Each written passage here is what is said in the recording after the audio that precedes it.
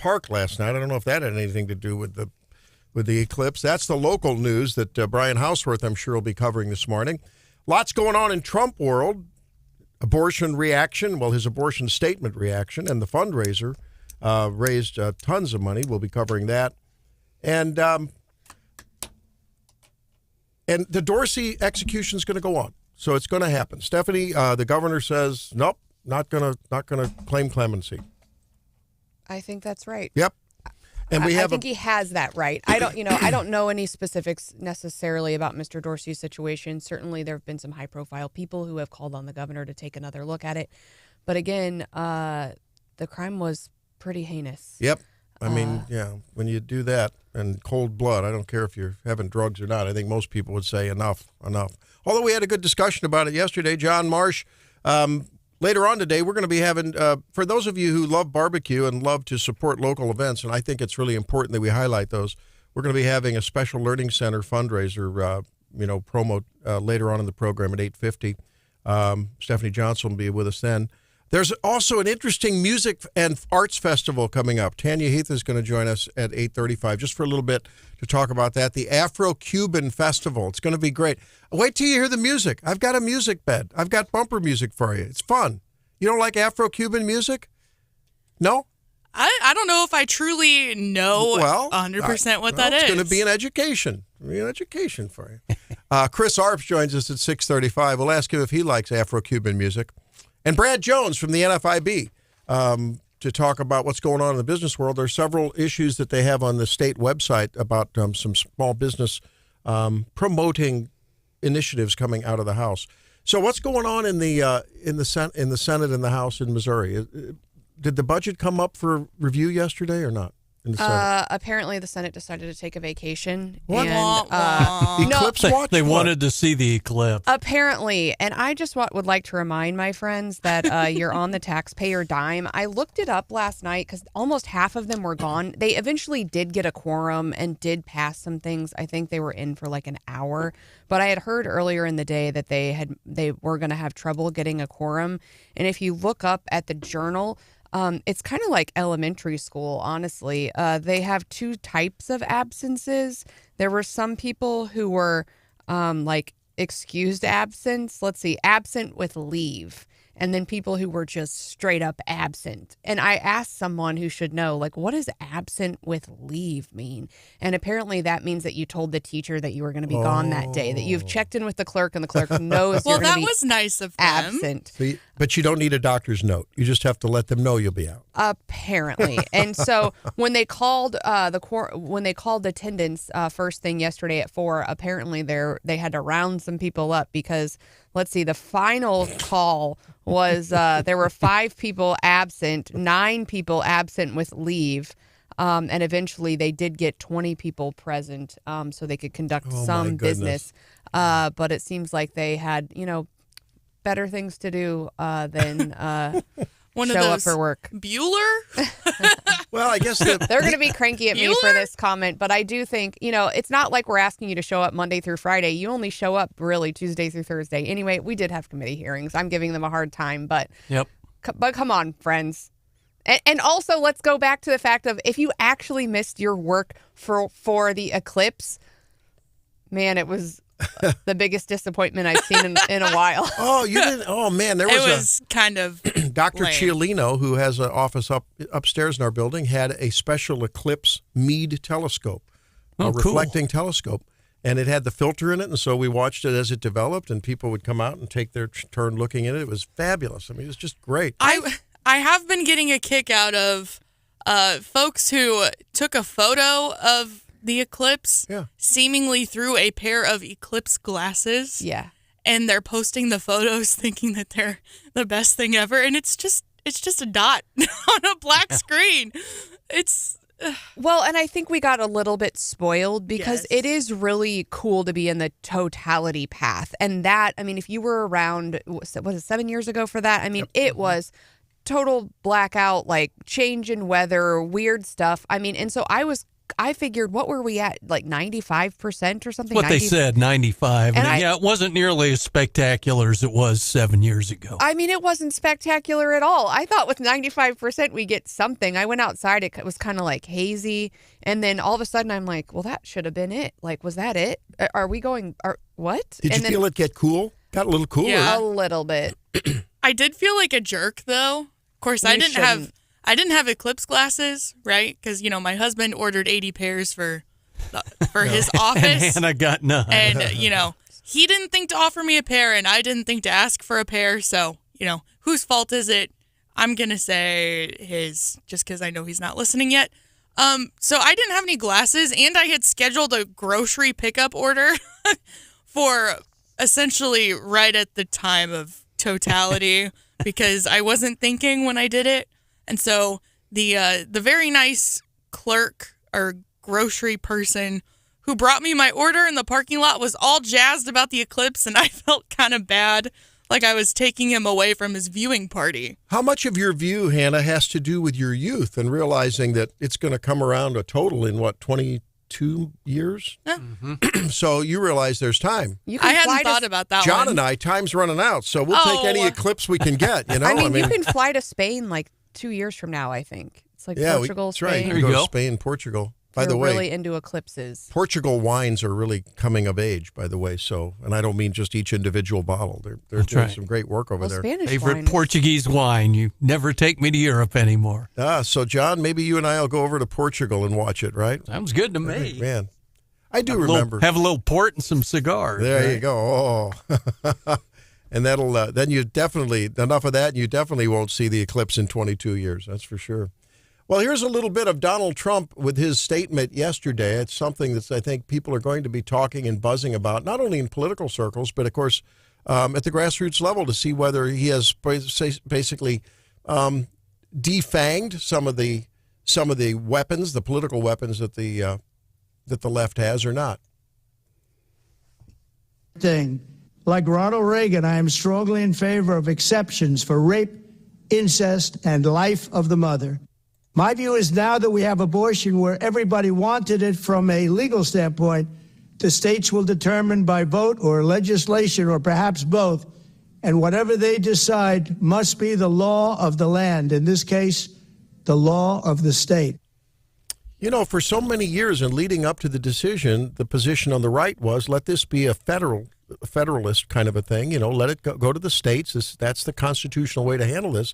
And many are saying, well, now a lot in the pro-life movement have moved the goalposts, and they're pushing, including and Lindsey Graham, for a national limit on the number of weeks.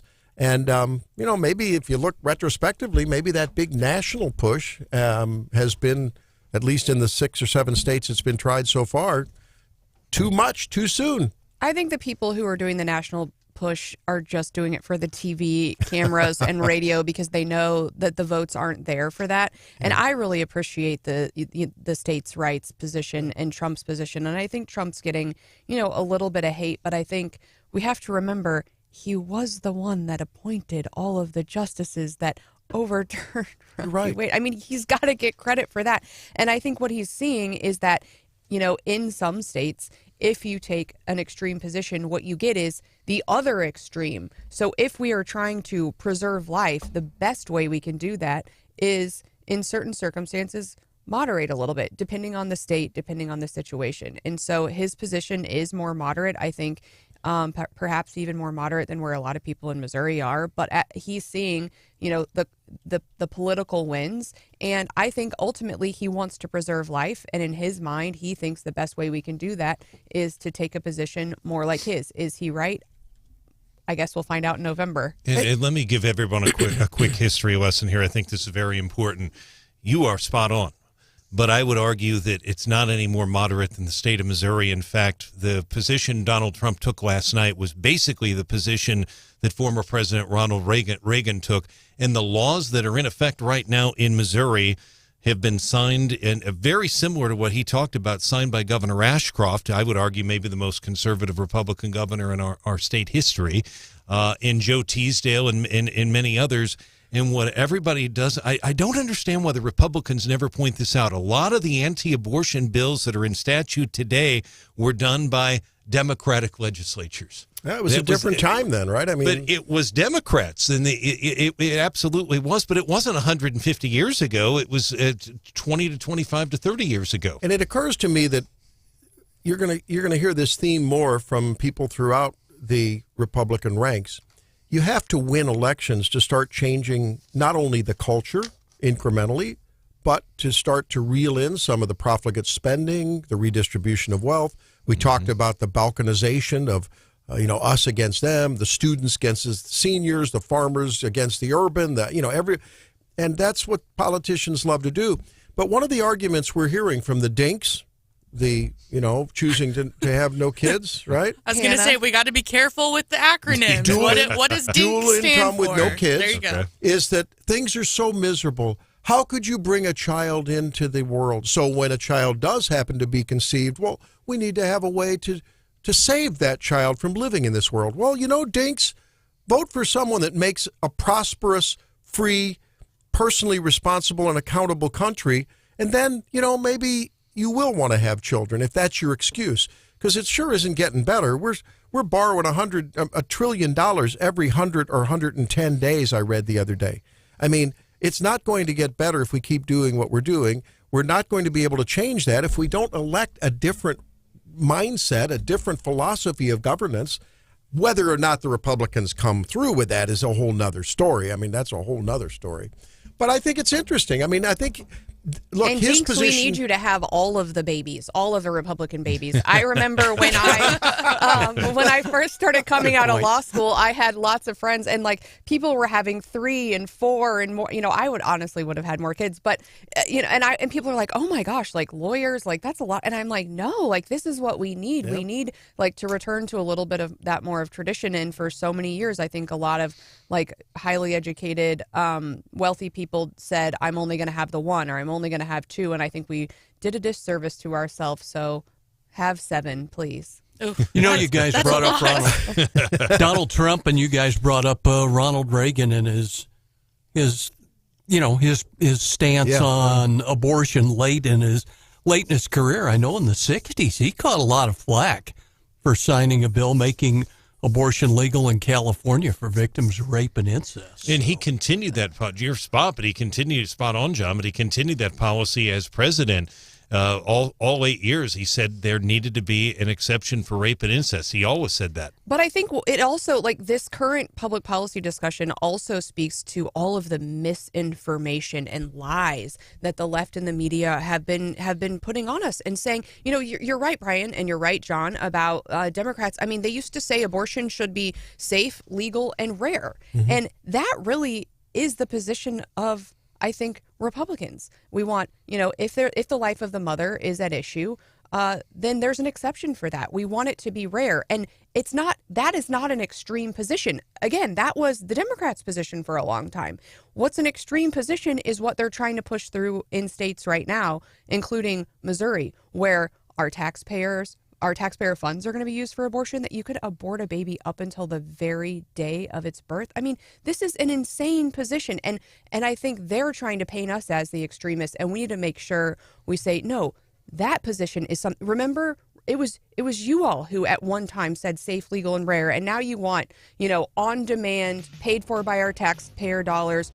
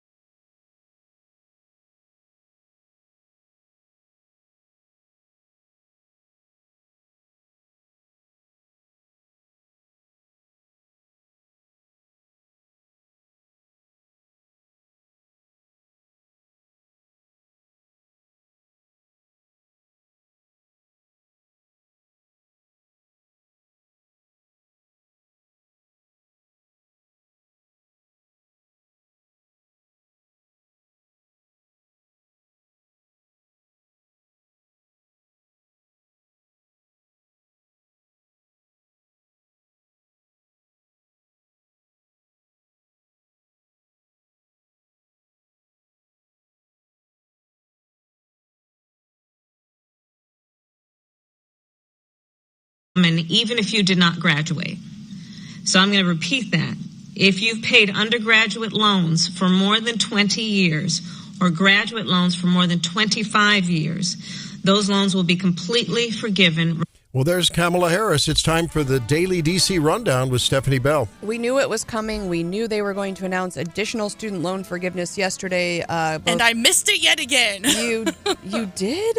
It's for mainly dealing with interest, but they had to come up with another tactic. Originally, they had kind of used the COVID emergency stuff to try to forgive loans last summer. That didn't work. The court struck that down. So now they're under the Higher Education Act that allows the Secretary of Education to waive student debt in certain cases, and they're going through a rulemaking procedure. It's really hilarious because when you ask them, when do you expect to implement this, they say fall. They don't actually say election day, but I think that's what they were going for. There's a lot of different categories of folks, and the rule that she's talking about there is folks who, for people who had interest, and it's not, at one point we talked about it for people who, let's use this for people who really need help, right? But the income limitations on this are insane. So people who are couples who are making up to $240,000 a year would qualify for student loan interest. They should.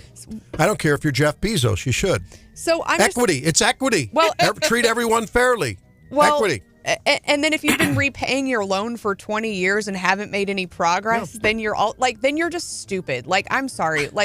Seriously. So what I'm hearing is I just need to drag this out as long as I can. Right. And they'll come in and save me in about 18 years. And you're just making bad decisions. I know people who drive sports cars and still have student loans. So we shouldn't be doing that. And then also degrees which have low financial value. So they feel bad for people who that was a bad choice on you to go get that degree. They should have to list these, and shouldn't they require the higher education institutions to get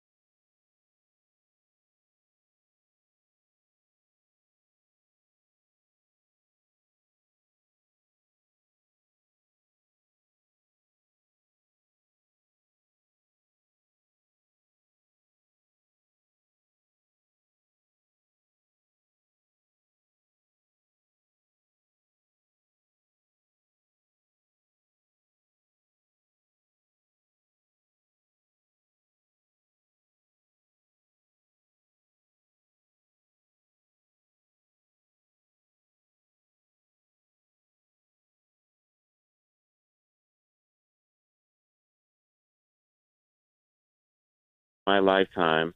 And I have to say the one that happened in 2017 was the most exciting because it got almost completely dark that day. Yeah. This one was kind of ho-humish. It was like you had a pair of sunglasses on. That's what it seemed like. Well, to I me. hope you did when you looked at the eclipse, but I looked directly at it through a telescope that was designed for that. It was beautiful to see. I don't know, but that's because I have astronomical wiles. It was one of my hobbies in my youth. Hey, Yeah, Randy, I must say you've never looked better what's that?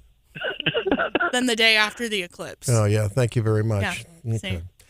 Hey, so Chris, Helene was aghast yesterday or day before when she said she saw a story that said that St. Louis, that violent crime among cities in the United States, St. Louis led the country in violent crime. Now, a lot of that has to do with definitions and what's violent. Is it just murders? Is it, what other assaults? But, man, what do you think of that, being a St. Louis dude? Man, that's tough to stomach, isn't it?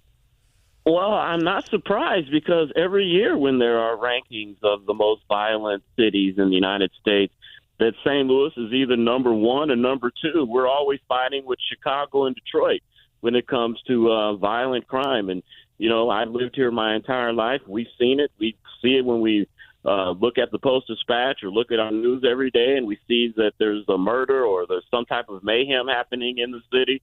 So it really doesn't surprise me. But what scares me is, though, we have all of this crime, but our police force are a couple of hundred officers down, and it seems that this is not a top priority for our mayor. Yeah, it's tough. And, I used to not, it used to not bother me as much, but now as, a female and then as a mother with kids, it's tough even when I travel there. It's something that seems to be always on my mind. Now, I want to ask you, I was complaining on Monday because we didn't get a lot of reporting about the congressional caucuses this weekend. The one in the 3rd congressional district was quite contentious. There were differing slates of candidates, 2 candidates for chair, 2 candidates for a presidential delegate. Now, your wife is big time up in party politics. And so I hear you visited a caucus. And of course, there were a couple caucuses in St. Louis. Any news to report out from the weekend caucuses? No, the 1st congressional district was kind of ho-hum, pretty much what everyone expected. Now, there were a little fireworks in the 2nd congressional district. That's where my partner, Tim Jones, from the radio show, he was the chairman of that caucus. One of there's a former police officer, Gary Wiegert, who was chosen, I think, as the chairman of that caucus. And some people weren't necessarily pleased with that. But overall, I think it was, pretty ho-hum, pretty much what you'd expect. Do you expect any amendments to the party platform? I don't, and we had 9 of them at our caucus. We actually went over every single one of them and voted on them. I think what I saw that we were submitting was pretty much your standard Republican platform, nothing very controversial or anything. So I don't expect any major changes. Chris, talk to us about your take on the Missouri House. Got a free day yesterday. They got to go outside and watch the eclipse. A lot of the senators did the same thing. They had a heck of a time getting a quorum just to do a little bit of work. Time's a wasting at the State House. Time's a wasting, but there's been a lot of contentiousness in the State House. Missouri Freedom Caucus has thrown their weight around and has gotten some of their priorities done. So I think maybe this was a good thing yesterday, that people could get away from the business of governing, could watch something historic like this solar eclipse, and maybe it'll lighten people's moods, and maybe they can get back into session and get some things done the final 4 or 5 weeks. Could be a good thing. Chris, a lot of people have said, since it was reported that Cindy O'Loughlin had a little case of laryngitis. Wondered whether you thought that'd be a net good thing or bad thing for the for the legislature. Well, I like Cindy O'Loughlin. I think she's a good senator. I think she works hard for her constituents. I think she cares about the state as well. And, she has a tough job, but to try to herd cats, basically, especially when you have a faction that is trying to gain a lot of publicity because a lot of them are running for state office themselves. So I applaud her for all of that she's done for the state. I hope that she gets her voice back. Because of these final few weeks, she's going to have to be heard. Her voice is an important one. There's no doubt about it. She's the adult in the room many times when things are going crazy, even though she's accused of the opposite. I think it's objectively true that she is able to manage widely disparate philosophies and styles and does a great job. And she does it in a disarming and lighthearted way, you know. And I think it's just really good. Ironically, maybe when you have a little laryngitis, people might actually be listening to you in a more pointed way. It's like, wow, what's she really saying here? You know, maybe you don't get dismissed as easily. I don't know. Or exactly. Or somebody else could be speaking for her and could really say what she wants to say, but she can say she has deniable plausibility. That's what their words, not mine. Chris, I have to ask you, what are people at the grassroots level, at the caucuses, when you're talking in political circles, not so much with governance types, but with people in the party, people that are really beating the streets, knocking on doors, or will be doing that, this loan debt forgiveness thing really, I don't know, as a guy who paid the way for both his kids, or all three of his kids, and you know, my wife and I paid our own way, and we worked 2 and sometimes 3 jobs to do that. I don't think we're alone. I think there's a lot of people that help their kids partially or fully, paid their own way, and just feel as though, wow, coming from the party that talks about equity, this is perhaps one of the most ironic and maddening things that I have ever seen. I don't know why. This gets my dander up almost most than anything. Is that just me, or are you hearing that among Republicans and maybe independents as well? I'm hearing among all citizens. And I think the thing that upsets people the most is, you know, President Biden has tried this loan forgiveness thing at least on 2 or 3 other occasions. Last year, it was struck down by the Supreme Court. It keeps being struck down, but they keep trying to find some type of backdoor way to implement this. And I think people see this for exactly what it is trying to garner votes. And I think the other thing that irritates people is that a lot of these loans that are going to be forgiven are for graduate loans, like people that are going to go to law school or people that are going to be a doctor, that people that maybe didn't go to college or paid for their children to go to college, they're going to be paying off law degrees and medical degrees. And I think that doesn't sit well with a lot of people. Well, and I know it sounds like I have a I love lawyers and doctors. Well, no, but Chris, this is where you and I have a difference of opinion. I mean, I think this country has come to a point where, we talked about it yesterday, the politicians on both sides have developed a structure, a redistributionist policy where we create these silos of identities, whether it's a professional identity, a poverty identity, a color identity, a whatever identity, and they find a way to pander to one group and pander to another group and give this to that and take it from this. And it creates, I think, rather than a cohesive, homogenous feeling among this country, it's like, why should a lawyer who works hard to pay to go to school, and, you know, why should they have any less forgiveness than someone who goes to school and becomes an accountant or a business major and, you know, is a manager at a manufacturing facility? I thought we were all created equal. I thought equality, equity was the word of the day. So if you're going to forgive one, forgive them all. That's why the Show Me Institute, I think, made a very valid point about the senior property tax freeze. While it all sounds good, oh, those poor seniors, why not everyone have a property tax freeze? Yeah. You know? I think when it comes to the degrees, though, I think people have a problem with someone that maybe, you know, gets a medical degree or a law degree and has the potential to probably make a good 6-figure income. I think people, and those are advanced degrees, I think people are thinking that those degrees shouldn't be paid off by the taxpayer. Maybe if a person is getting a business degree or, you know, wants to eventually open up their own business or something, they don't have that potential for a 6-figure income. I think people are more forgiving of their loans than someone with a graduate degree. Have you had a plumber come out to your place recently? Yeah, we did, actually. Yeah, family practice doctors don't make as much as many plumbers, welders, or linemen. So, I mean, I can just tell you. See, that's the problem. When we start deciding as a society what someone's worth is by their profession. I don't know. It troubles me, but go ahead. Well, and Chris, I was noting about this program. Apparently, it identifies what they're calling low financial value programs, where graduates are left with low incomes compared to their student loans. And that's, they're going to forgive student loans for that. But why would you offer a loan in the first place? I mean, if they're identifying these programs basically aren't worth their weight, like why don't we tell why doesn't the federal government just tell the institutions, look, we're not offering, financial aid for underwater basket weaving because you're never going to make that money back, or this program needs to be eliminated altogether, or maybe moved to a 2-year institution. Doesn't that? I mean, that makes more sense. And I've heard of that for reforms of trying to lower the cost of college education.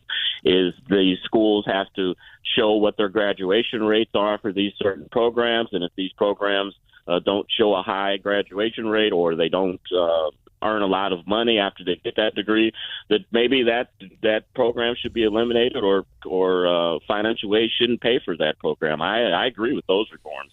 I think that the solution is, if you're an academic star on the chess team, you ought to be able to get some NIL money. That's all, Why not? Yeah, or why not? Esports, let's go. Is there a market for that? I don't know. Hey, well, Chris, we thank you for being with us and appreciate it every time. And folks, of course, can hear you every afternoon with the Jones and Arps show on our friend down the street in St. Louis, in News Talk STL. Thanks for being with us.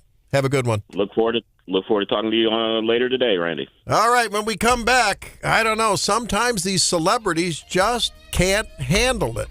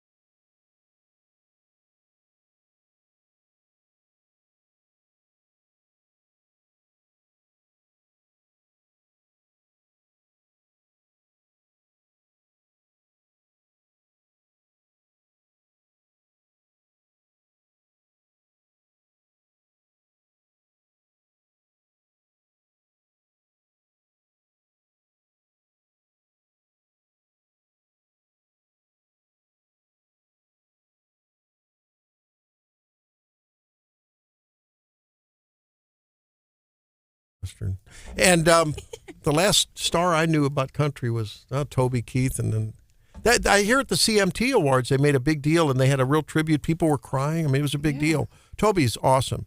His shaking your fist at the USA, that was my theme song for my radio show for years. So I know Toby Keith. So tell us about Morgan. He's a bad boy. He is a bad boy. Again. He's always in trouble. And I feel like this is my fault because I have tickets to see him at Arrowhead in August. There you go. Talk about enabling bad boys. I know. And last time I bought tickets to see him, he got canceled for his Ring doorbell incident.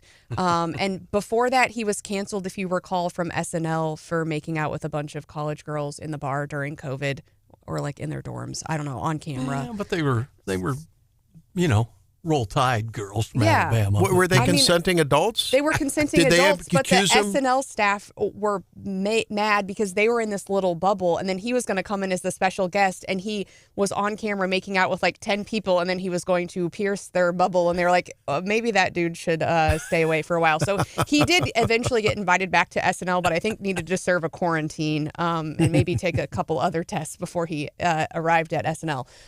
So I think this is cancellation number 3. Okay, so the story is he went to the CMT Awards and he threw a chair off the roof of a bar and it landed like right next to police officers, and now he has like a felon, I think 2 felony charges. Went to jail. His picture's cute.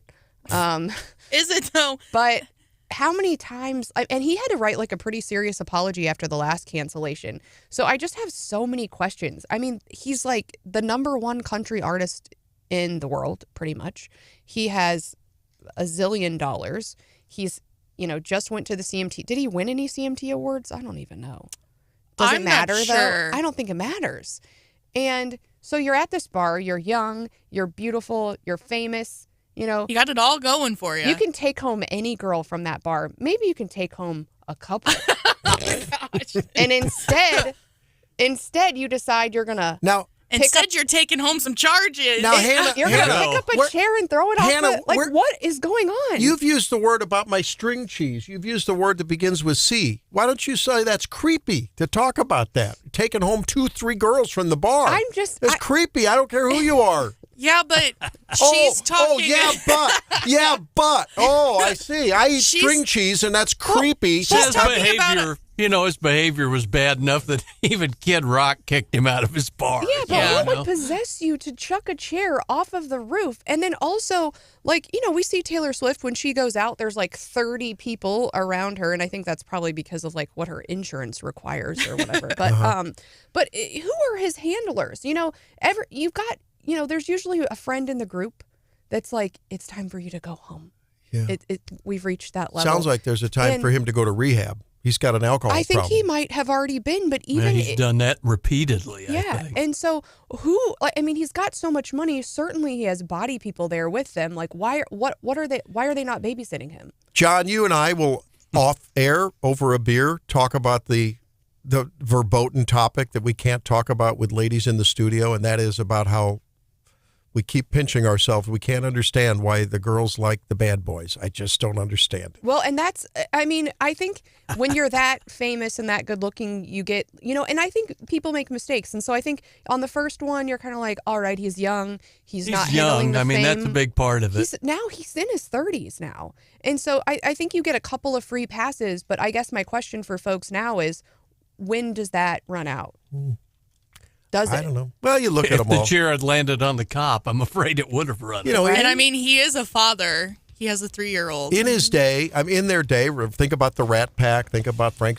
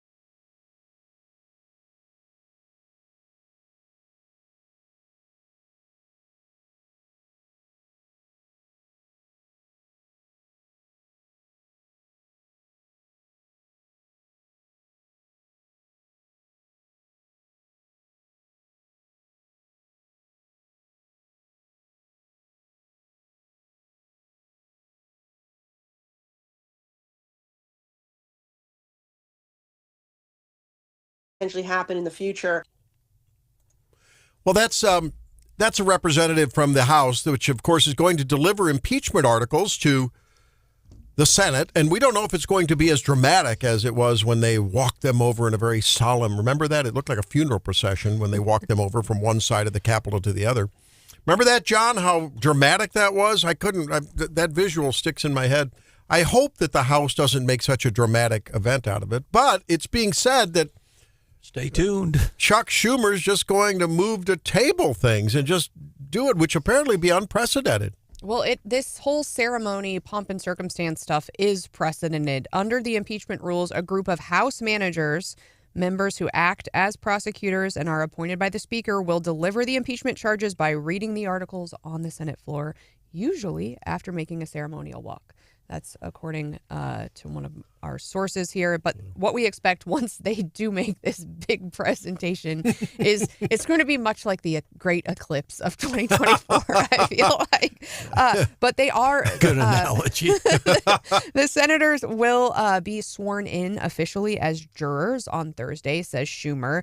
And then the Senate will issue a summons to Mayorkas to let him know of the charges, which he is already well aware of. He's not required to appear. He is. They will request a written statement from him. But then we are expecting a vote somehow to either dismiss or table the charges.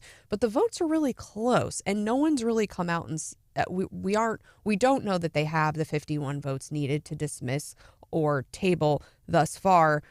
Getting to 51 votes would require every Democrat plus the 3 independents to vote to dismiss, or a Republican coming over. And we haven't heard much from those independents, I don't think, as of early this AM.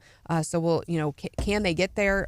We'll see. But we don't really expect anything till, I guess, Thursday. Smart politics, though, on the part of the Republicans, right? Because at a minimum, they're probably going to get, hopefully, they'll get these senators, and many of them have to be, several have to be in these blue states, right, where there is going to be a serious battle for a flipping of the parties. They're going to get them on record, and that's probably among, if it's economy, immigration, one of the two, illegal immigration, that are at the top of most people's minds. So I think from the Republican perspective in those swing states, that's going to be big to get that Democrat senator on record. Yeah, I think it's rare that we're this close to the election and that we're still trying to figure out what is the big topic. Obviously, Democrats want it to be abortion. Obviously, Republicans want it to be the border. And I think the economy, I think Republicans probably number 2 issue. Crime is way up there. And so the more Congress can focus on Mayorkas, the more they can keep the border kind of top of mind. So yeah, well, they wanted to get the funding done. The Republicans wanted to get the funding done before they sent the articles of impeachment back over. And then we're also expecting, we still have Ukraine funding on the agenda. Now, it's not, the timeline is kind of uncertain, and there's no really deadline. And I don't think they have a compromise worked out. But certainly that could ruffle a lot of feathers and become a really hot topic. But I don't know that, can Republicans really win on that issue, Randy? If they get some border funding, maybe. Oh, I think they can. How? Yeah, because that's top of people's minds, and you're not going to give money to defend someone else's border unless you defend your own, right? But don't you think I think it splinters the Republican Party, because there are some people who are just saying no more money to Ukraine or to any, more money for the border, but nowhere else, America first. And then you've got Republicans who are saying, no, it endangers us in the future if we don't stick with it and we look like a bad ally and, all of these other things. Right. So I think that issue for Johnson's going to be really tough. And I think for Republicans, it's not necessarily a winning issue because I don't think we all agree. Well, James Comer came out on the House side, and his big take on it was not so much Mayorkas, but he said if this is going to, be quickly go to the Senate and be dismissed, what kind of shot do we have at impeaching the president then? You're right. No, absolutely. It's going to show a bad contrast just procedurally if they don't at least carry it out and let a trial happen. There's no doubt about it. Yeah, I think you have to think about what kind of precedent you set, and I think we're seeing a little bit of that, and I heard some discussion on Scott Vaughn's midweek update on this, what kind of, with this Dean Plocker investigation and with all these Sunshine Law requests and the way that the staff is leaking things out, and procedurally how this whole mess has kind of evolved. And what kind of precedent does that set going forward for senators and their staff and the media? Right. And it's tough for people who have a lot of respect for the institution and who've been around for a long time. I think watching what's happened is really tough. I think people in general are. I think the American public is probably getting a bit tired of ad hominems instead of, policy discussions. I think it just gets old. And in the whole Plocker thing, was it a staff mistake? Was it just an error in accounting? Was it a willful trying to double dip? I mean, you'd think that they could probably establish that through text messages. Interview the staff. You'd think they could figure that out. And like Scott said, it took the Kennedy Commission a shorter time to figure that out than did the Plocker Commission. Switching to local issues, I hate to keep up bringing bad news stories, but it's right at the top of your news stack here. It's a huge story. The second stabbing and murder in Douglas Park. Yeah, I went back in my copy, and I'll have an updated story here shortly. So we had an incident in January, just a horrific incident, where the guy was brutally beaten and stabbed, but wasn't killed, but there was blood all over the park. It was horrendous. The one last night, the actual victim did die. The one in January is in bad shape, but the one last night happened about 8:20 p.m., Douglas Park. This is at least the third murder. This is probably third. And going back a number of years, there's been other murders in this park as well.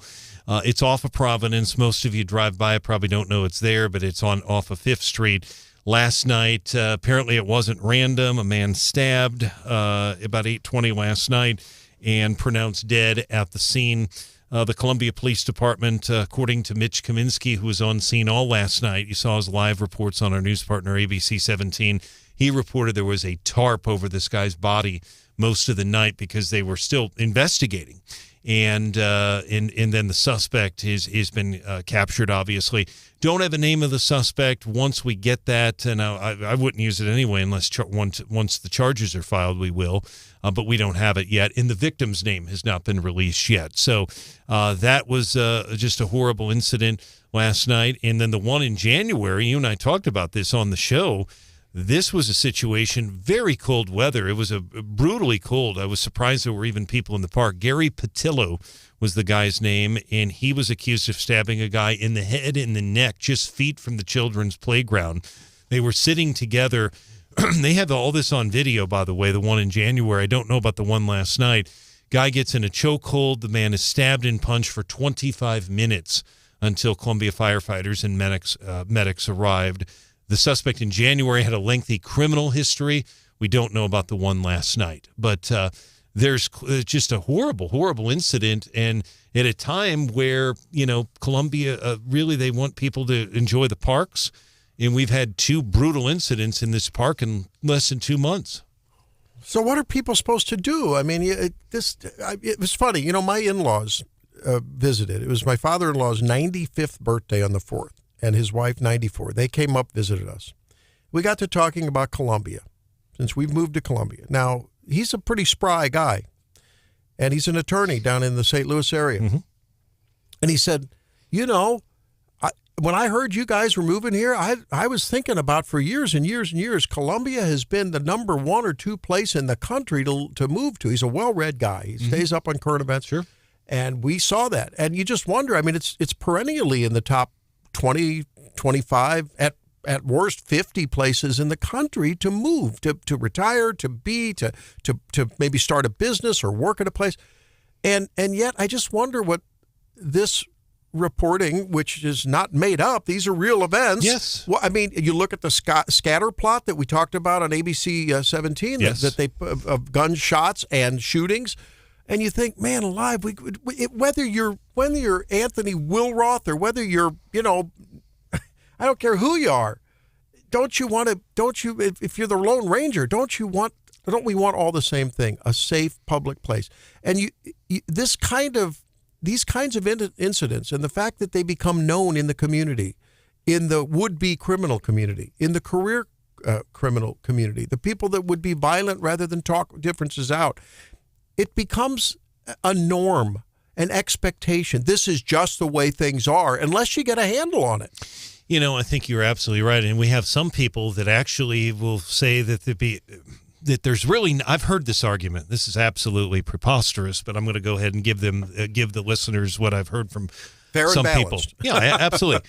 Some will say because there are 2 newspapers in town, 3 television stations, and us at the Eagle, we take the lead primarily on radio. We do. I mean, we're out there. I'm at the courthouse every week. That because of the big media presence, that it gets more coverage than it really is happening. I've heard that. The reality is, no, that's not the case. Lucas Geisler and I have been around long time. John Marsh as well, and they come and go. But the reality is, there clearly is not. It's not a great situation. I mean, this is 2 brutal incidents in the park in less than 3 months. Again, the guy in January didn't die. The one last night did, but I'm going to give you one other incident that happened in the park. I covered a trial, Randy. You remember me talking about it. Ricky Murray shot a man in that park a couple of years in 2020. I covered his sentencing, and he didn't deny it in court. He killed the guy over $3 at a dice game, and in court, no remorse, none whatsoever. He had no remorse, and the mother of the man that got killed in that park, I was in the courtroom. She was sitting they were all from a church. They were locked in arms. They were saying amen behind me. They had their arms locked. They were saying amen, amen. And he was not in the courtroom. He was on video.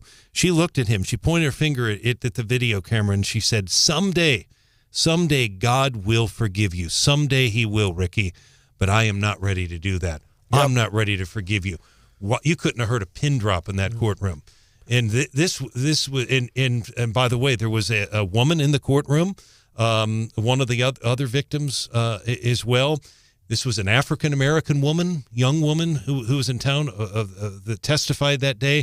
And she said, not Randy Tobler, she said, Columbia, you got to get the crime under control. Yeah. She said it. She said it. Open court. Well, I don't know. Those folks who think that the police are there to try to somehow target you and make your life miserable. And on the other hand, we talk about all the random acts of kindness, not so random, but they're acts of kindness that the police do in helping people out.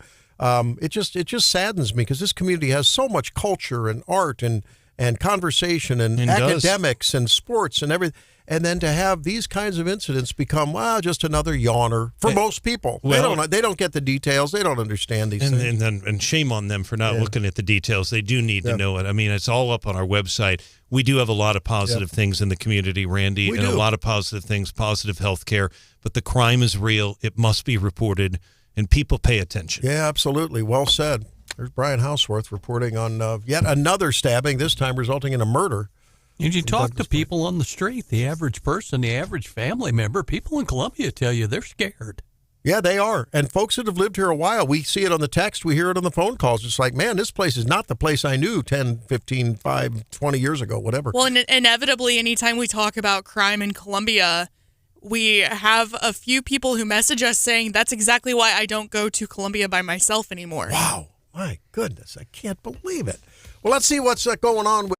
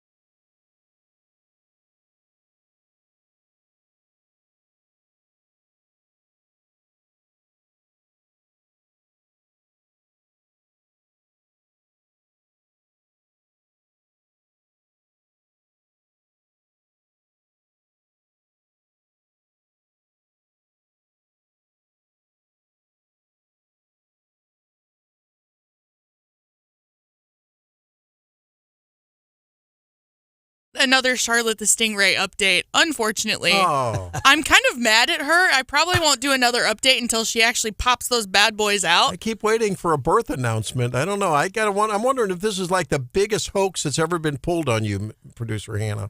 It very well could be. I would not be shocked I at don't this know. point. No, we're talking about March Madness, the big old NCAA tournament. It wrapped up last night with the men's championship game, and UConn, the University of Connecticut, the men won their second NCAA championship in a row. They took down Purdue, and they actually beat them 75-60, which is a record that had stood since 2007 in terms of the margin for winning the championship game. So congratulations to anyone who had chosen UConn There you go. in their, office bracket challenge that It was quite the beatdown for sure. that I know that no one listening put any money on because that's not legal. Not in Missouri. No. Absolutely not. Yeah. Never would be involved in that. Never. Yeah, just bragging rights. That's all you win. But anyway, the coach of UConn, his name is Dan Hurley, and he's kind of making headlines for something weird this morning. Not just winning the championship, but it's one of the things that he did to make himself feel lucky and to put the team in a good place to win the championship. He was quoted as saying that he wears a specific pair of dragon underwear That's it. for pretty much all of his major life events, right? So he said, listen, I'm not just wearing the dragon underwear for the championship game. I'm wearing it when we go to the White House, all these other big milestones in the coach's life. So I'm curious, does anyone in the Wake Up fam have weird dragon underwear? No. Well, that. Actually, Dan Hurley said that it's like he's putting on his armor pregame in the locker room. While the team is on the court warming up, he has some time to himself in the locker room to slip on his dragon underwear, and he feels like he's putting his armor on for battle. No tidy whities for him. Nope. Not going to happen. Classic dragon underwear. Hopefully he has multiple pairs.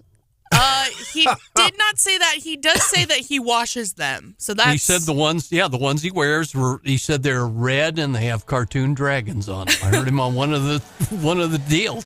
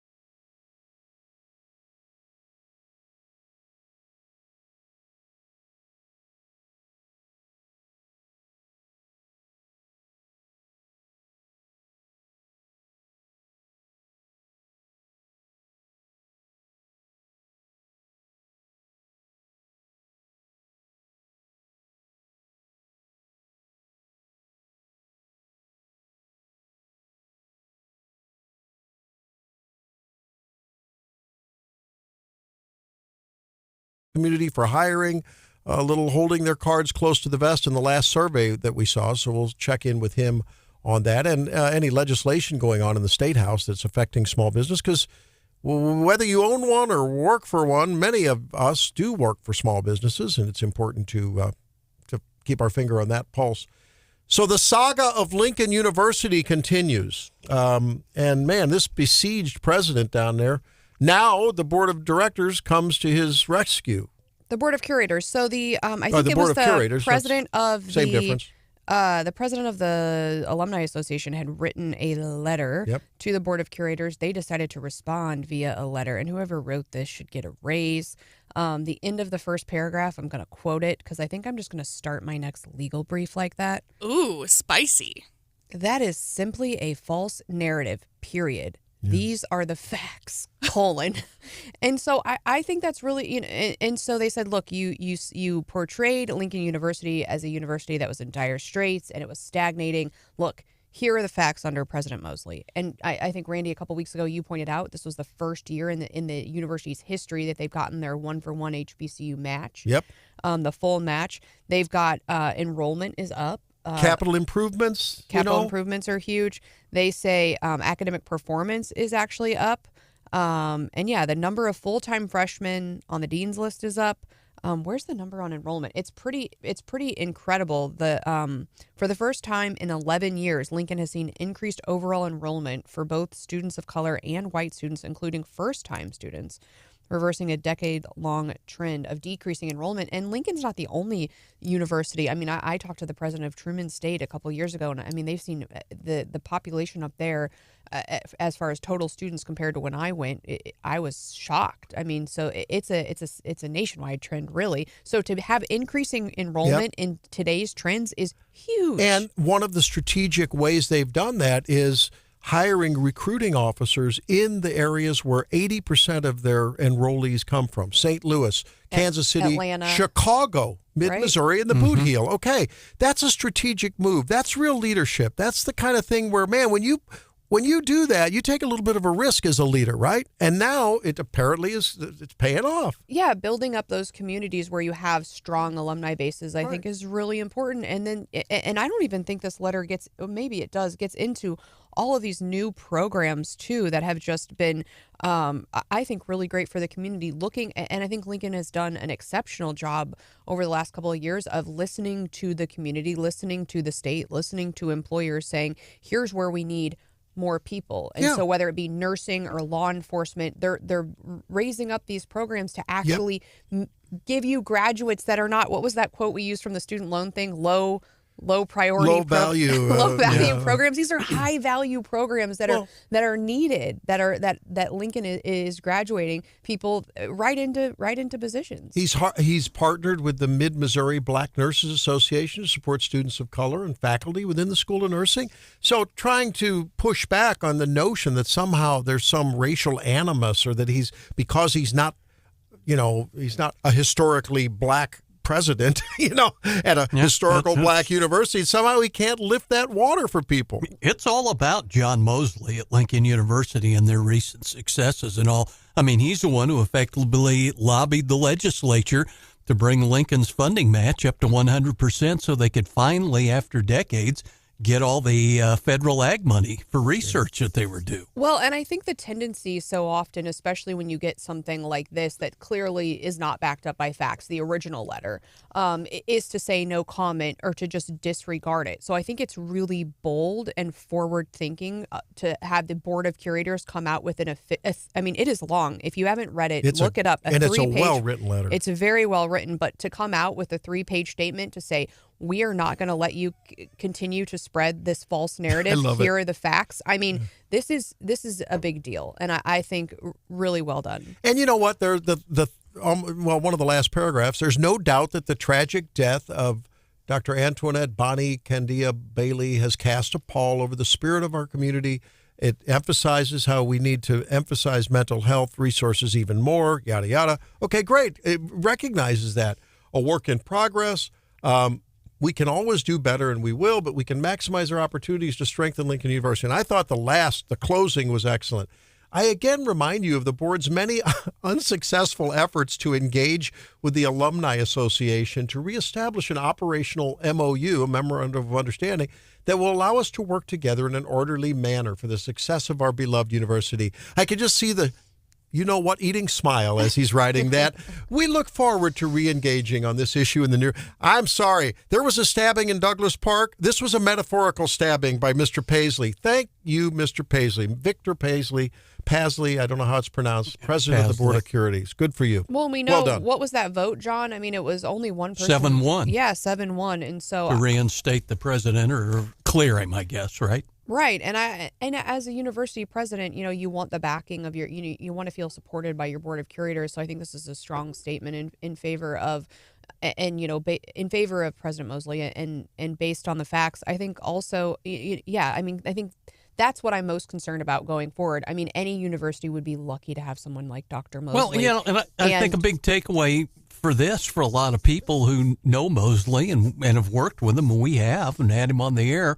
I mean, his management style was under question and all. And heck, the guy's a career coach. Sometimes coaches can be a little tough guys to work for. They can be, but my point is that, I mean, one of the biggest problems with Lincoln has been the turnover, and that, you get we've gotten some really talented leaders in there, and then they get poached from Lincoln onto the next bigger and better university or whatever. That's what happens, and so, I worry, if Dr. Mosley didn't feel supported or if, there was still tension, why wouldn't he be looking? And I'm sure there are other people who are calling him saying, hey, these guys don't appreciate you. Yeah. Come work for us. And so, I'm hoping we can keep him around, and I'm hoping, actions like this saying, look, he has a good record. We are, behind him. I think hopefully we'll keep him here a little bit longer because I think he's doing a really good job. And from his perspective, how important and how heartwarming and just how viscerally gratifying is it to have people come out publicly? I'm sure under the whole, when it was evolving, the story was coming out, the barbs and the epithets were being flown back and forth, that we probably had private support from a lot of these people, but for them to have the courage, because it takes courage in this environment to come out like this, and to take the vote they did, boy, that means just a whole heck of a lot. And you're right. I mean, if his stock price has gone way, way up, no doubt about it. And it would be sad from everything that we know and have seen. It'd be sad for them to lose because, like you say, he's against some headwinds, against recruiting, against enrollment, and all of the things that are coming down on colleges and all the negatives. He's lifting an institution up. Well, it's been a long time since Lincoln's had a president who was this hands-on and involved in the community in Jefferson City, and it goes back decades. Well, and kudos to the university and the people working in the board of curators and the people working behind the scenes to get, almost immediately get a third-party investigator in, get that thing wrapped up, release the report, and move on. We've talked a little bit about investigations that kind of go on too long, and there's leaks and there's transparent, and we're dealing with that now. And I think this process seems like it's been fair and clean and transparent, and so I think they should get a lot of credit for that as well. I just wonder, maybe this would have happened in an era gone by, but you have to wonder, and maybe it's a stretch to speculate, do you think that Donald Trump's combative, come out fighting when you're attacked, do you think that style is in one way or another, maybe subliminally, infiltrating and sort of affecting the way people handle adversity and negative public comments and things that are said? Because it used to be the old story, well, you just sort of, like you said, lay low, no comment, do what we do, keep it quiet, and move on, carry on.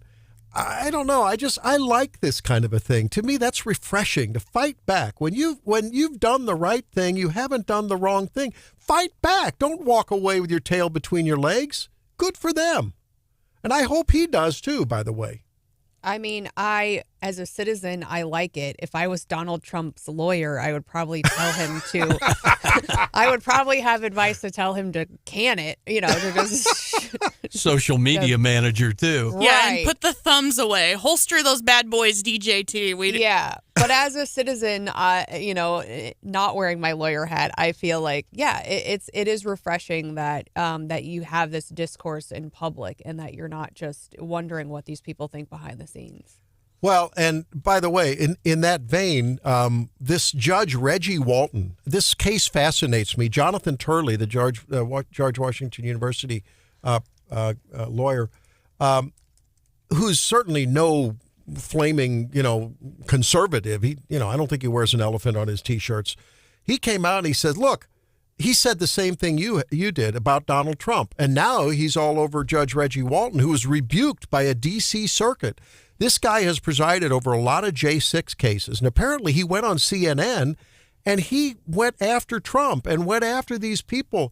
And critics are charging that Walton's interview ran afoul of the Canon 3A6 of the Code of Conduct, which states a judge should not make public comment on the merits of a matter pending.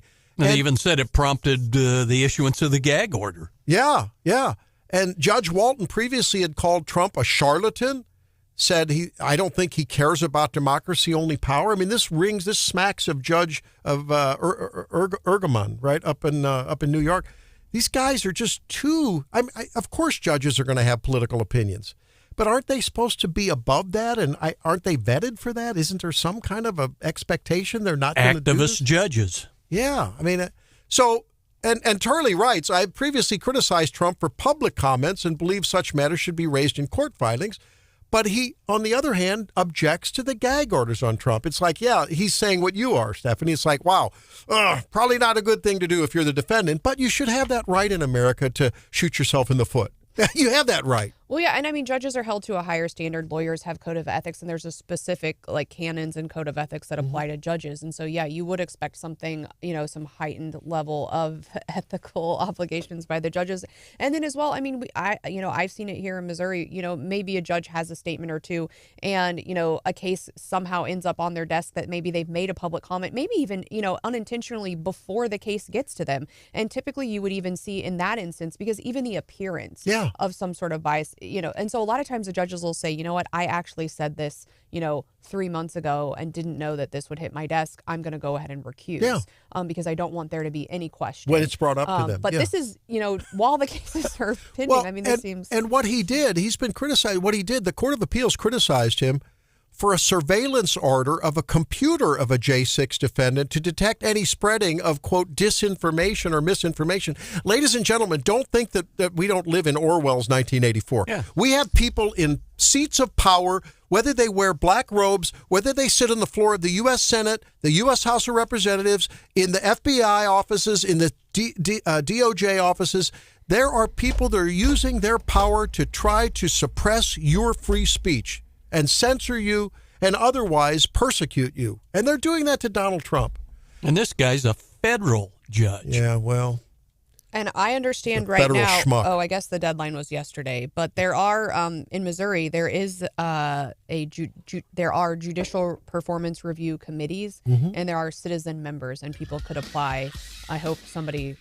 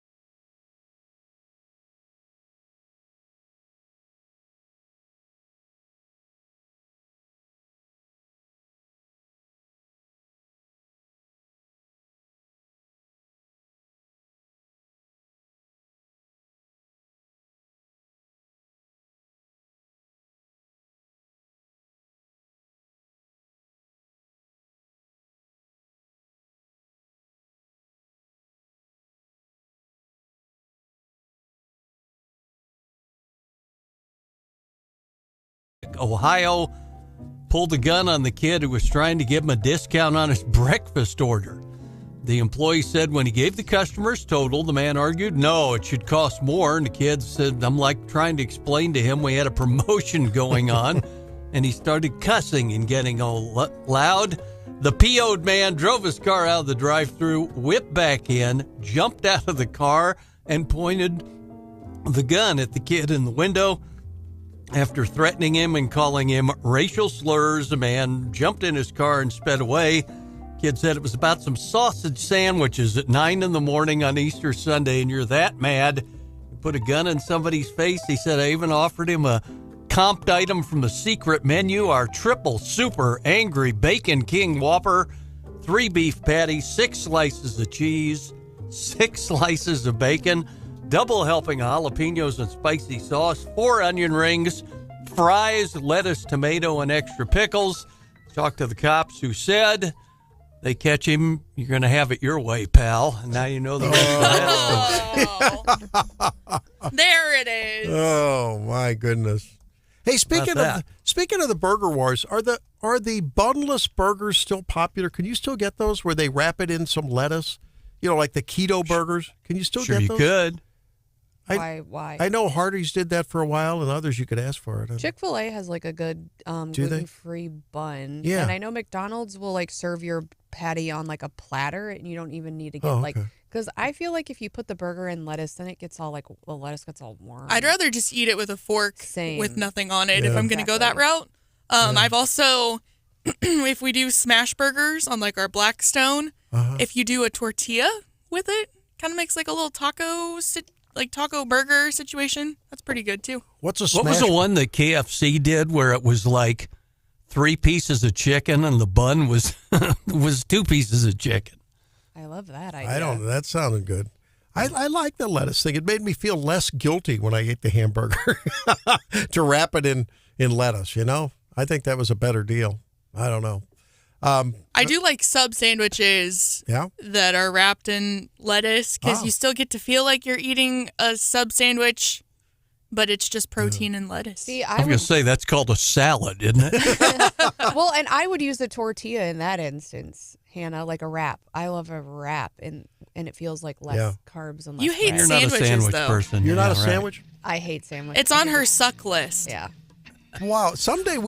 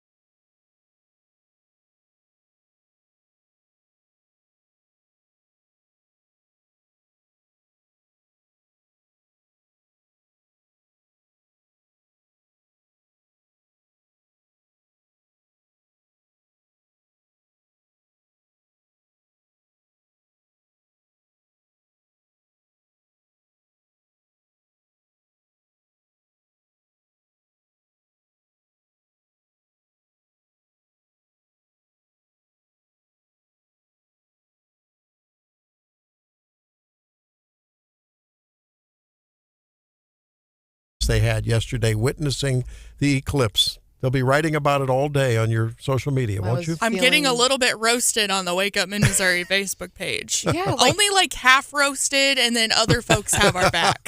They wanted you to be like more impressed and are mad that you weren't impressed. Yeah. It was a huge disappointment. Well, and it's my own fault, right? I hyped it up. I thought it was going to be a repeat of 2017. So I accept responsibility of my brain overhyping it for myself. When you told me it was going to be 96% eclipse or whatever, I expected 96% of the coolness that was the last one, and it was probably 5%. And I'm glad you're saying that, because we have someone specifically saying it's my generation that's the problem. Well, my 9-year-old came home and said, Mom, it was pretty disappointing. Oh, I feel validated. Well, let's see what Brad Jones says. I bet he spent 2 hours watching the evolution of the eclipse and then the descending phase of the eclipse. He's the director of the Missouri branch of the National Federation of Independent Business. Joins us every month around this time. How you doing, Brad? I am good, Doc. What's going on? You survived the eclipse. Did you have? They're reporting. One of my daughters said, "Boy, I felt a little queasy." She didn't even look at the eclipse. She was in her garage doing something. I don't know. And she said, "Man, I read about this eclipse sickness, and then there's some people out there think there's something about that." Did you notice anything different in your office or your life? No, I'm fine. Okay. Everything's good. Yeah, no. Now, I'll tell you what. I will tell you this, Randy. I went down in 17. I walked because my office is right underneath Stephanie's, as a matter of fact. I walked down to the Capitol and witnessed it in 17 with a few thousand other people. And what is cool, the neatest part about it was that all of the lights, which are on sensors around the Capitol, all of those lights came on when it got pitch black out there. It was truly one of the coolest moments of my life. It was really neat. This one, not so much. But I did watch a little of the commentary, and I really understood how some of those people felt when it went completely black, because I was at the Capitol and I saw the Capitol in a different light than I've seen it for the last 40 years of my life. So it was kind of cool, actually. So that was more of a visual light than a political light you're talking about there, right? Yeah, this was a positive light. Hey, what's going on? Let's talk. We want to talk about the latest small business survey, but also what's going on, under the dome there in the Missouri General Assembly this year. How's it looking for small business legislation? Well, Randy, we've got a couple of bills that we've got an economic development bill that I'm kind of hoping gets through, because it calls for an Office of Entrepreneurship, which is something that I have wanted for years, sort of a one-stop shop. It gets pretty irritating when you're a small business person. You've got a question and it's not really that difficult, and you get kicked around the phone system in the state of Missouri and you can't get your question answered. It would be nice to be able to have somebody, one number that you can focus in on and say, can you help me with this? And they actually can. So that's in one of the bills that's actually looking pretty good. It's Travis Fitzwater's bill in the Senate, and then there's also one, Alex Riley has a bill in the House. So both of them are actually in pretty good shape. As I've told my members a million times, though, often what happens at the Capitol has to do with timing. It doesn't have to do with content. And as you know, we are about 6 weeks out, and we have a very large budget that has yet to be debated in the Senate. And so, the timing over there is going to be interesting, because a couple of colleagues and I were talking about it.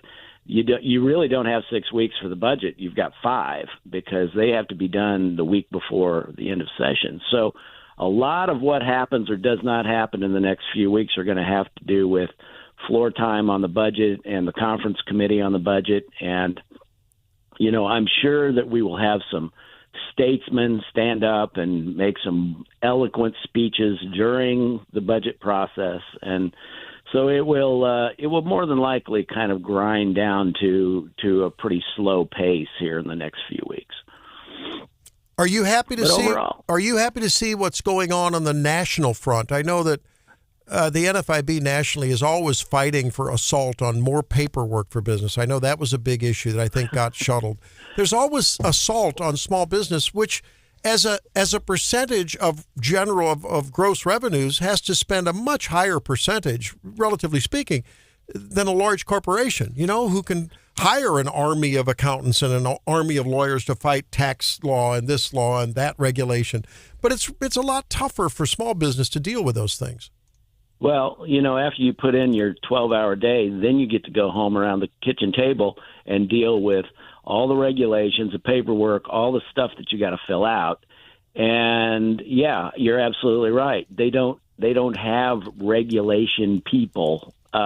It's usually the owner, and they don't have those people. And I guess one of the biggest things that we're most worried about is the 20% tax cut that we had under Trump will go away in 2025 if they don't reinstate it. And so that is something that NFIB is taking. That is the tip of the spear for us. So we're going to be working on that really hard, and I think we've even got some of our Missouri delegation have signed on as co-sponsors and that sort of thing. So that is, on a national level, that is really going to be important, because if that goes away, you're looking at about a 20% tax increase for all of our pass-through type businesses, which many of them, LLCs, your partnerships, those organized businesses, they're going to see a big tax increase in 2025, and we're trying to avoid that. That's Brad Jones, State Director of the Missouri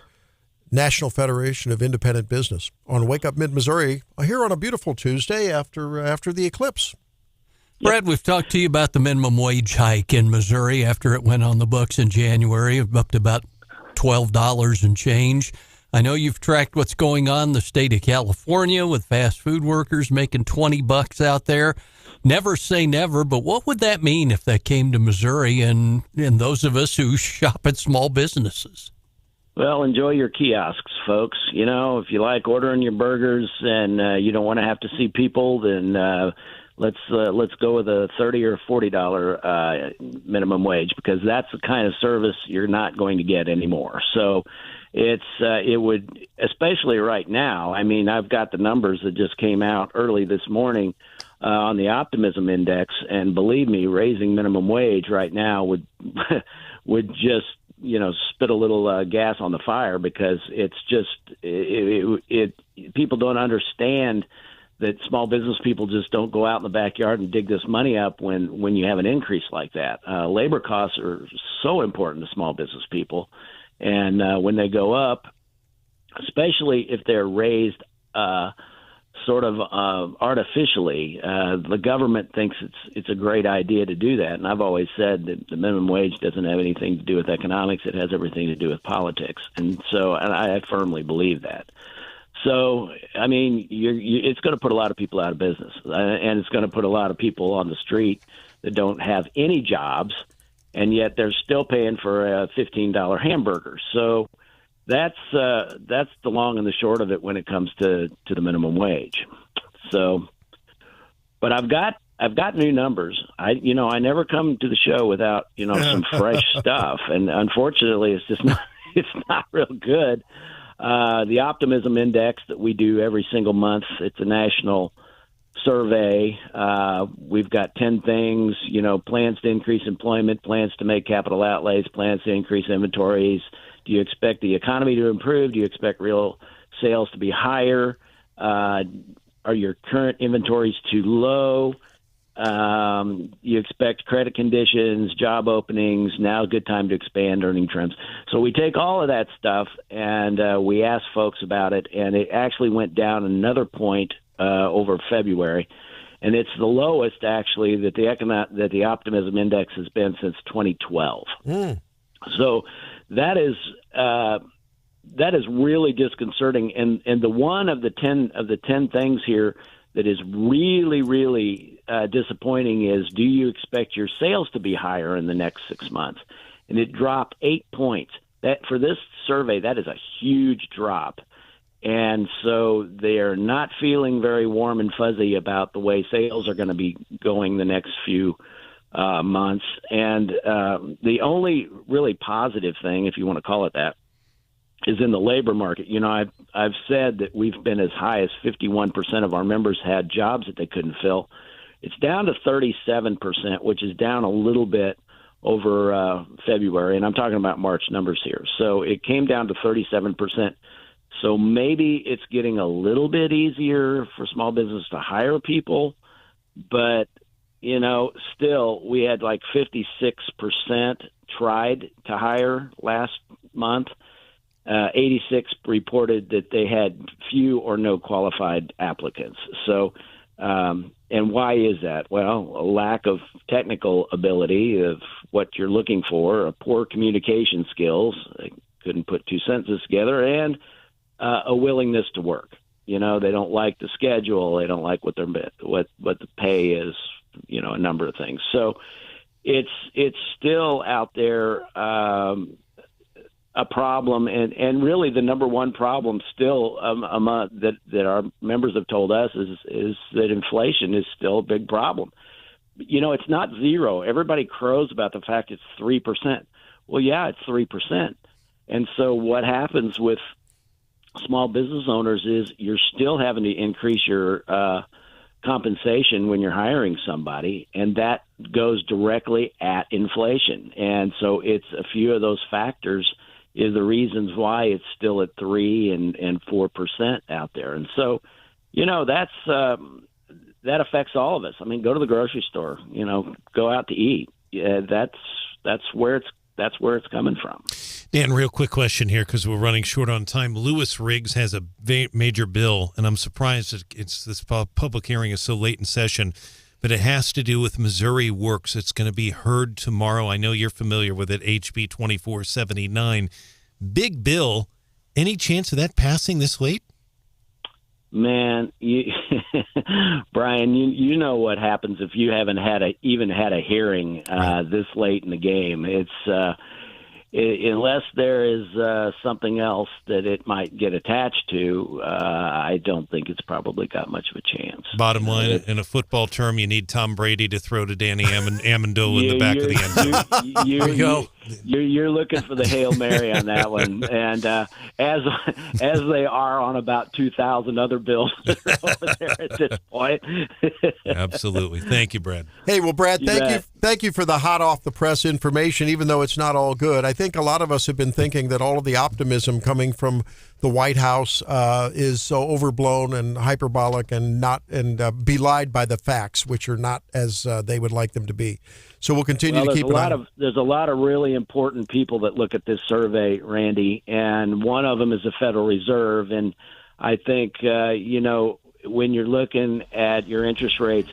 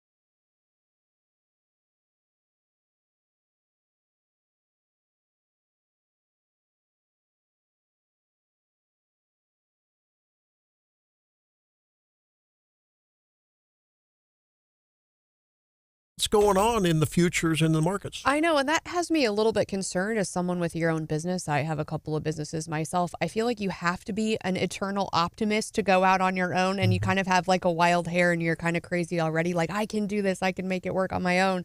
And so I feel like in general, that population is already optimistic. So to see that they are really down right now, because I would suggest that they're more optimistic than the general population. It's tough. It is tough out there right now. So yesterday, a pretty even day with the markets. S&P and Dow closed down just a hair. NASDAQ closing up just a hair.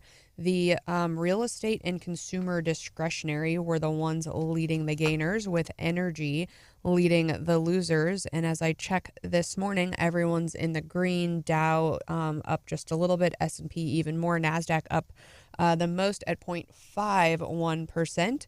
Hannah actually sent me over this tweet, and it is about an old shopping mall, and I think she's got some audio here.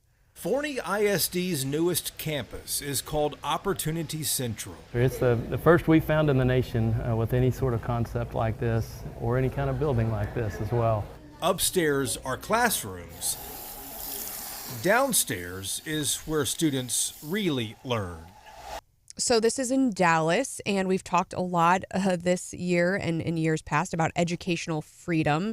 And we also have a lot of dead malls laying around, not necessarily in mid-Missouri, but we've got some space that could be put to better use.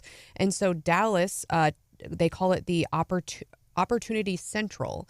And again, there's basically a school upstairs, and downstairs it still kind of looks like a shopping mall. They've got a recording studio, a photo studio, coding lab, esports lab, a 10,000 square foot theater, and a 7,000 seat arena. And what they're doing is they're teaching kids in the classroom upstairs and then basically letting them apprentice downstairs, and members of the public are invited. It's an open space, and they're actually working, putting their skills to use and learning the concepts in application. It sounds like apprenticeship reinvented, right? I mean, it's right there on site, essentially, while you're getting the chalkboard education. Yeah, a newer version of like a technical school, but it's actually a high school. And so I think, wouldn't that be wonderful? I mean, and I think doctors have it a little bit more, but we talk, I talk about it frequently with lawyers. I can sit in the law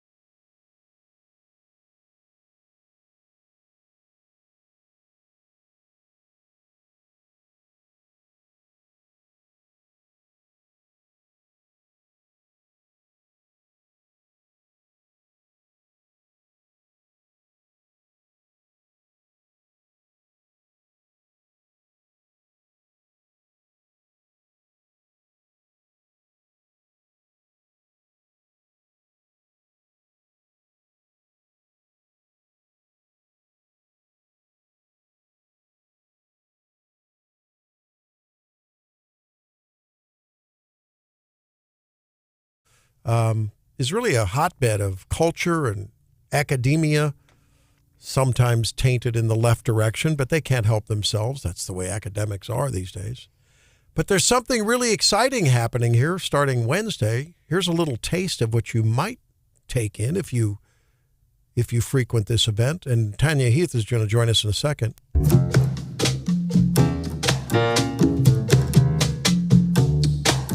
So, Tanya, while this plays, that's Arturo O'Farrell. He's the Afro-Latin Jazz Ensemble. There's a big event coming to MU. Tell us about it. Thank you, Randy. Yes, Dr. Juana Maria Cordones Cook has brought the Afro-Cubans up from Cuba. So they are the best artists, sculptors, actors, poets, jazz musicians, and photographers, and they are going to be here from April 10th, Wednesday, through Friday. So it's going to be amazing because they are bringing up $1 million worth of Afro-Cuban art and sculptures, and it's going to be displayed on MU's campus at the Student Center as well as Stevens campus. We are partnering with Stevens as far as showcasing the art, which, that's great that, the two colleges and universities are working together because there's so much that happens when people interact with art. It feeds their spirit, it builds up their curiosity, and inspires ideas for their own businesses or their life. I mean, art is there for a purpose. And so I just invite everyone to this free event. It is at MU and at Stevens. It's at the MU Student Center, and that's the Afro-Cuban Legacies. While we talk a lot about vocational education, the importance of, education preparing you for a job, I think a life that is rich is filled with art. I mean, I kid the staff here because I'm not immersed in country, but there's some fabulous country performers, even though they throw chairs off the top of buildings. But I mean, the reason we have the Smithsonian museums, we have the beautiful museums in St. Louis, and lots of local museums here. I mean, it's important to have arts and culture in your life, whether you're a welder or whether you're a professional musician. I think it's very important for a well-rounded person. Stephanie, you attended a humanities school. You're preaching to the choir. I went to a liberal arts school, which school. Does not mean the kind of liberal that you're thinking in your mind right now, but well-rounded. And it just brought up, I was thinking about, it's at Truman State, it's called the Lyceum Series, and they always put on a series of arts or cultural events that are funded by donors. And I always made a point to try to attend because it was things that I couldn't see elsewhere. And I was checking their schedule, and I think they had the St. Louis Ballet up in Kirksville and stuff that now I know. And I was a silly college student back then, but now I know, tickets to those types of things are often very expensive, right. And the universities often provide you a lower cost or no cost way of seeing some of these really fantastic events. So where can folks learn about it? Is there a charge for admission? Tell us just a little details, and then we'll go out with some Arturo O'Farrell, who's a famous Afro-Cuban jazz musician, pianist. Yeah, love it. Really, all they need to do is Google Afro-Cuban Legacies, and the website will pop up. And it is a free event. So, just park either at, on MU's campus or Stevens College campus. The website has the schedule, and it has the actual rooms and locations for these events where, the artists are going to be speaking or playing their songs or, reading their poetry. And we just invite everyone to come out. It's going to be amazing. Tanya, thank you very much for getting the word out, the Afro-Cuban Legacy Festival. Thanks so much. Appreciate it. Thank you. All right. Look at that. Hauswirth came in dancing to the Afro-Latin Jazz Ensemble. Sounds great. Really good music. Tanya does a great job with that. She's been really promoting that event. Yeah. That's good stuff. Absolutely. And it's free. I mean, you want some music, you want to go look at some artwork, what the heck? It's free. It's good. Absolutely, and they're doing a great job, and I appreciate everything they're doing over If you're just joining us, Brian's been reporting this morning on an unfortunate stabbing here locally in Columbia, and I think we ought to recap that again, Brian, because it is something of interest to folks who are concerned about the fair city and the area in general of Columbia and the criminality thereabouts. Yeah, absolutely. I'll give you a kind of a short synopsis of this, Randy. We've had another incident in Douglas Park. This is the second stabbing, at least the second stabbing in the last 3 months. The last one I recall, I looked at my previous coverage, was January.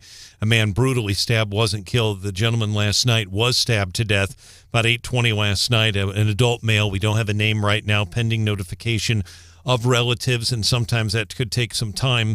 The suspect's name has not been released yet. I've checked the 0700 report. Obviously, there's no murder suspect on there. So could be a situation where he's in the hospital. Could be it's still under investigation. Maybe self-defense. We don't know. Police are not releasing that. They said there's no outstanding threat to the public. What we do know is that a man was stabbed last night at 8:20. Numerous police officers responded to the scene. Mitch Kaminsky from Channel 17 reporting at least 12 highway patrol on scene. I know for a fact that the man was stabbed and he was conscious and breathing, talking to them in the ambulance right after it happened, but he was pronounced dead at the scene. The investigation is continuing. If you have any information, you're urged to call Columbia Crime Stoppers at 573-875-TIPS. There was a man stabbed at the park in January, allegedly by a man named Gary Patillo. I linked to that, 939theeagle.com, KWS.com. I linked to my previous coverage. Randy, you and I talked about this extensively in January. That man was stabbed in the neck and head during a children's playground. That attack captured on videotape, that attack was 25 minutes long based on the court documents. Stabbed, beaten, and the man didn't die. But he was really, really horrific. This one also horrific and a fatal. So if anyone has information, you're urged to call the authorities. And again, they'll protect your identity, 573-875-TIPS. I can tell you there are a number of surveillance cameras in that park. It's no secret. The police don't mind me saying it because it's in court documents all the time.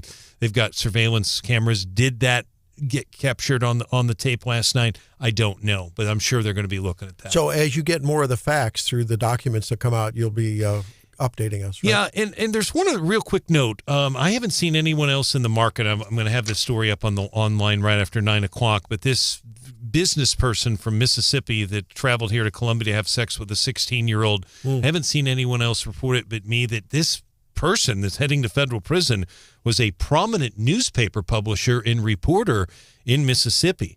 I mean, well-known name, Zachary West Buckley. Now, that may name not ring a bell with our listeners right now, although they've probably heard me mention him in the newscast. But Bay Springs, Mississippi, he ran a couple of newspapers, businessman, church leader, and he's going down for 16 years.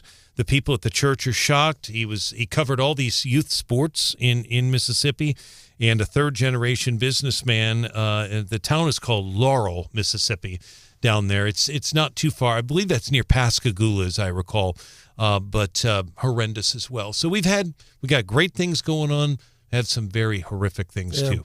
Well, yeah, and we have to cover them. But I think while there's some negative stuff that can put a pall on our demeanor and our attitude. Ladies, there's some good news. The National Association of Intercollegiate Athletics has made a stroke of protection, right? A decision for protection for women in small colleges, I guess mostly is this group. They've announced a policy Monday that essentially all but bans transgender athletes from competing in women's sports. So we're beginning to see at the small college level here, international federations beginning to, I think, get some sensibility about who should be on the court, on the field, and protecting women's sports for what it is. I can tell you, it's interesting. I had not heard that, but women's sports just in general, I think, are growing in popularity. You mentioned, obviously, that development there, the game between Iowa and South Carolina, Caitlin Clark and, of course, Dawn Staley. People forget South Carolina's a pretty awesome program and a Hall of Fame coach and coach of the Olympic team. Dawn Staley, and that had I've looked at this last night. I can't exactly remember the number of people that watched it, but it was a staggering amount of 18.7 million. Yeah, it's just incredible. I mean, and the game was at 2:30 in the afternoon. This was not a primetime game, so it is growing in popularity, and not just at Mizzou, but smaller colleges. William Woods is starting a flag football team for females. Wow. I think that's great. That's cool. That's cool. John, you're reporting on another story this morning that we haven't gotten to, but really should. Interesting how yesterday we talked with Kevin Green and about how DNA and the most modern technology finally exonerated him after, 15, 16 years in San Quentin. And now you're reporting on a story of a body that was found in the Mississippi, years ago, and it's been identified now due to this new forensic technology. Yeah, there was a body found in the Mississippi River 46 years ago in March of 1978. And now because of their advanced DNA testing, they were able to determine the body was that of a 15-year-old girl, Helen Renee Grooms, who disappeared from Ottumwa, Iowa. And like you said, the body was found near Ellsbury, Missouri, 1978. Man, Wow. you want to talk been about in the river for months, they think, when they discovered the body. You want to talk about things that Hannah will nerd out about? It's true crime. Yeah. And just Hannah, the way that science is evolving to be able to solve these cold cases. When did you say this body was found, John? 1978. 46 years ago. And DNA has, research has come so far that they are now able to make an ID on that. Like, to me, that's crazy. That blows my mind. And that's, I agree with both of you. And I remember growing up in St. Louis, Ellsbury is not that far. Right. It's up 79. And I remember television news from St. Louis doing live shots in 1978 from the river. It got covered. As I recall, that's been so many years ago, as I recall, the thought was it was somebody local. There was no indication this person was from Ottumwa. But John's got a great story on that, and hopefully they can find the person who is responsible for that. If they're still, and of course, the question would be, are they still alive? And when you think about how investigations and prosecutions go on, John, you were reporting that at the time, an autopsy led to speculation that the woman was aged 30 to 40. Yeah, that's what they initially said, and they said they had little to go on except a kind of a distinctive ring on the body and a hard-to-read tattoo, but DNA put them over the top 46 years later. Something else. And remember, in 1978, very important to note, even though it was covered in the news in St. Louis, there was no internet. Nobody in Ottumwa, Iowa they probably didn't even know the body was found in the river.